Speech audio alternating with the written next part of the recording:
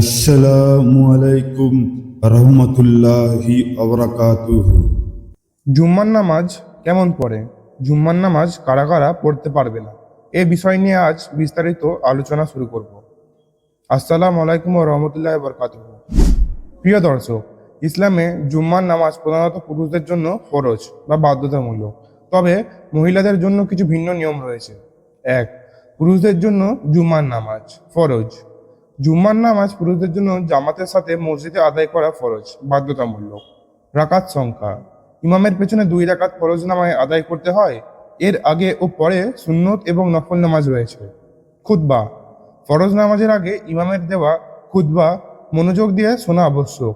খুতবা জুম্মার নামাজের একটি অপরিহার্য অংশ। প্রস্তুতি: জুম্মার জন্য গোসল করা, পরিষ্কার ও ভালো পোশাক পরা, সুগন্ধি ব্যবহার করা মহিলাদের জন্য নয় এবং আগেভাগে মসজিদে যাওয়া সুন্নত। 2. মহিলাদের জন্য জুম্মার নামাজ ফরজ নয়। মহিলাদের জন্য জুম্মার নামাজ বাধ্যতামূলক বা ফরজ নয়। করণীয়: জুম্মার সময় মহিলারা বাড়িতে জোহরের নামাজ 4 রাকাত ফরজ আদায় করবেন, এটিই তাদের জন্য উত্তম। মসজিদে আদায়: যদি কোনো মহিলা মসজিদে জুম্মার নামাজে পুরুষের ইমামের পিছনে জামাতের সাথে অংশ নেন, তবে তা আদায় হয়ে যাবে এবং তাকে আর জোহরের নামাজ পড়তে হবে না।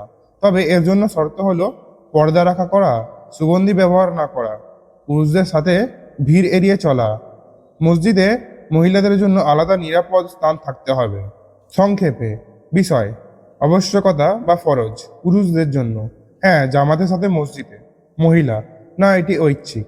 বিষয়: করণীয়: পুরুষ 2 রাকাত জুম্মার ফরজ নামাজ খুতবা সহ।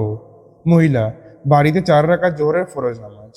বিষয়: মসজিদে যাওয়া পুরুষদের জন্য আবশ্যক।